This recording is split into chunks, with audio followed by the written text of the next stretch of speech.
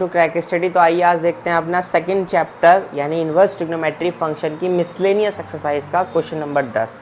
देखिए last lecture में हमने कोशिश करी थी क्वेश्चन नंबर 9 और क्वेश्चन नंबर 10 एक साथ कर लिया जाए, बट 9th क्वेश्चन थोड़ा सा लेंदी भी है, थोड़ा सा एक्सप्लेनेशन में टाइम लग गया, तो 9-10 मिनट उसी में खिंच गई थी, तो मैंने उस लेक्चर को वहीं पे ख़त्म करना ज़्यादा बेटर समझा।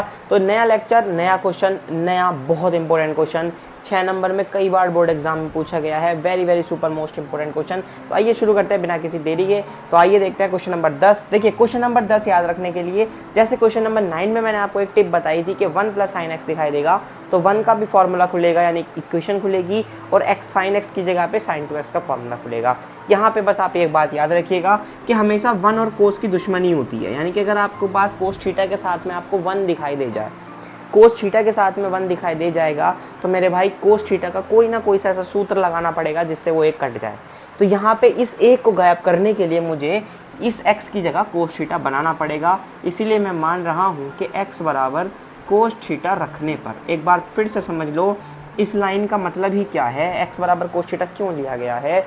The very most important thing is एक और कोस की दुश्मनी होती है और कोस 2 थीटा का सूत्र खुलेगा कोई भी जिससे वो एक कट जाए, इसीलिए हमने यहाँ इस एक को ख़त्म करने के लिए x की वैल्यू कोस थीटा मानी है। I hope you get the point.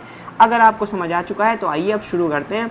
तो ये हो चुका होगा बेटा tan इनवर्स, हम लेफ्ट हैंड साइड सॉल्व कर रहे हैं, राइट हैंड साइड अपने आप जाएगी √1 + cos theta upon 1 + cos theta minus 1 - cos theta, और यहाँ से आएगा +1 - cos theta is equals to tan inverse. Cos और 1 की होती है मेरे भाई दुश्मनी, और मैंने बताया था अगर आपने लिखा हुआ है 1 + cos थीटा तब आप लगाएंगे cos 2 थीटा का सूत्र कोस के पदों में, और अगर लिखा हुआ है 1 - cos थीटा तब आप लगाएंगे cos 2 थीटा का सूत्र साइन के पदों में। ये भी आपको मैंने लास्ट लेक्चर्स में बताया था, आई होप आपको पता ही होगा। तो यहाँ पे लग जाएगा 1 + 2 cos स्क्वायर एंगल हाफ हो जाएगा θ/2 -1, माइनस यहाँ से आ जाएगा बेटा 1 - 2 साइन स्क्वायर x/2 या θ/2, और इस माइनस के कुछ इस तरीके से बाहर आया होगा। अगली लाइन में मैं आपको समझा दूंगा कि ऐसे हुआ है ये। तो 1 + 2 cos स्क्वायर θ/2 -1 +1 माइनस, अब देखो मैं आप डायरेक्ट कर रहा हूँ, जैसे मैं इस -1 की मल्टीप्लाई करूँगा तो ये वाला 1 माइनस का और अंदर वाला 2 जो है वो प्लस का, तो सेम यहाँ पे लिख देते हैं साइन स्क्वायर θ/2। चलिए आगे देखें।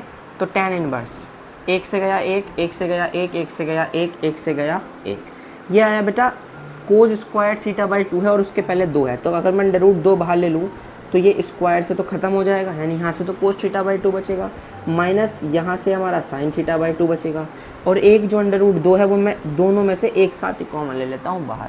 मतलब देखो ध्यान से सुनो, तो यहाँ पे भी ऐसा आया होगा √2 कोस θ/2 और √2 साइन θ/2, तो मैंने दोनों से एक साथ ही कॉमन ले लिया √2 बाहर, नीचे से भी ले लेते हैं √2 बाहर, तो यहाँ से भी बचेगा बेटा कोस θ/2 और प्लस साइन θ/2।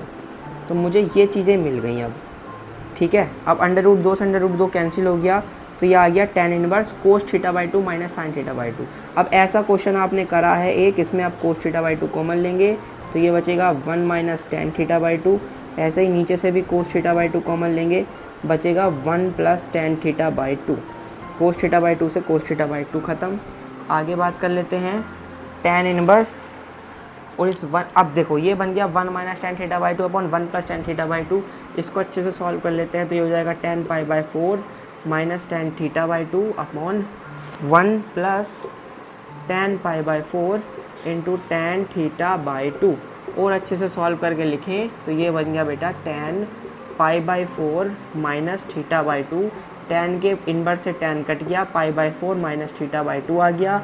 थीटा का वैल्यू अगर आप यहाँ से निकालेंगे तो ये मिलेगा आपको कोस इन्वर्स x, यहाँ लिख लेते हैं फ्रॉम इक्वेशन नंबर 1, यहाँ से आपको मिलेगा π/4 माइनस 1/2 कोस इन्वर्स x, और यही आपकी RHS थी।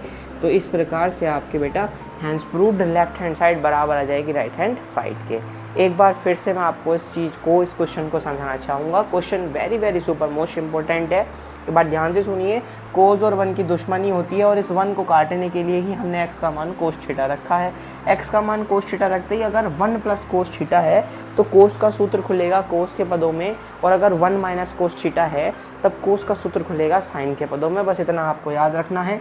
यहाँ कोस के पदों में खुला, यहाँ साइन के पदों में खुला, सोल्व हो गया, √2 कॉमन आ गया, कट गया, और फिर यहाँ से तो आपने पहले के फॉर्मूला 2.2 में ऐसे क्वेश्चन करे हुए हैं।